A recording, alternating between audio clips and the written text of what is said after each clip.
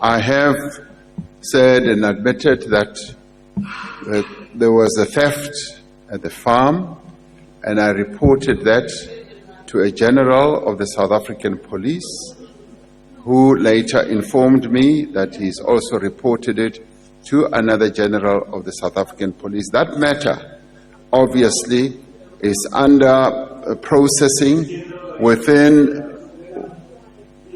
the police service. They are dealing with it. I deny that there was any form of money laundering.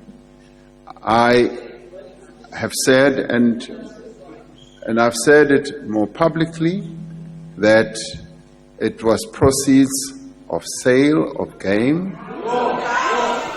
In June 2022, former spy boss Arthur Fraser blew the lid on the First Citizen, in a revelation that would become the nation's biggest test to haunt him to date. A suspicious global lens landed on President Ramaphosa, with calls for accountability calling for him to step aside.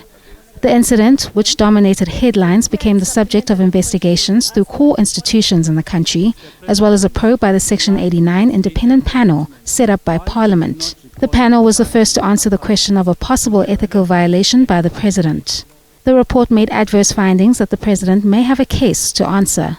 The panel, led by former Chief Justice Sandile Ngcobo, found among other things that there were discrepancies in the President's account of the events that took place on this Phala Phala farm in 2020.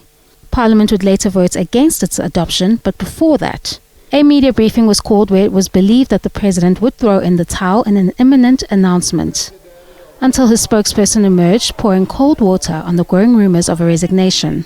We are in an unprecedented and extraordinary moment as a constitutional democracy as a result of the report, and therefore whatever decision the President makes, that decision has to be informed by the best interest of the country, and that decision cannot be rushed. The President vowed to take the report on judicial review. The Constitutional Court denied him direct access. That judgment just says there is no case for the ConCourt to be petitioned directly, and I think we should put that into context and understand it. I've heard some of your colleagues saying it's a blow to the President. It's not a blow to the President. While the presidency previously said that Ramaphosa had options, the judicial bid lost its legs at that point. Investigations into the matter continued in other bodies, but all cleared him in the matter. Then acting public protector advocate Kollega Gcalega cleared the President of any wrongdoing in a 191-page report on the saga.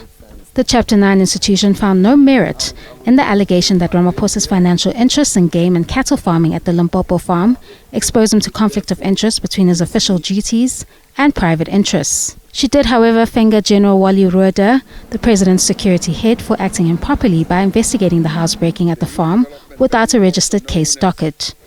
However, he does not run the operations of the farm. There are managers who manage the farm. There are farm workers who work on the farm. It is the manager, even on the day in question, who handled the transaction of sale. It was not the President. He was not present at the farm. They also gave information that he actually goes to the farm rarely. He's not always at the farm. The South African Reserve Bank, in a report that has not been made public, further cleared the President, finding that there was no perfected transaction. A finding which garnered much criticism and confusion.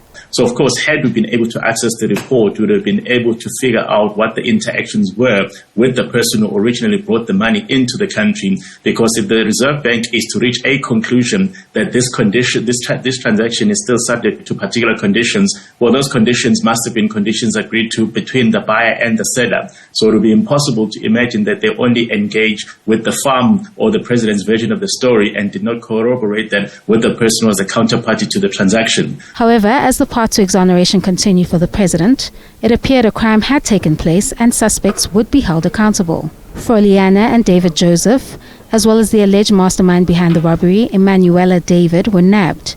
The trio's matter is ongoing in the courts. Meanwhile, the Hawks are yet to pronounce on the case opened by Fraser. Canny, Maphanga, SABC News, Johannesburg.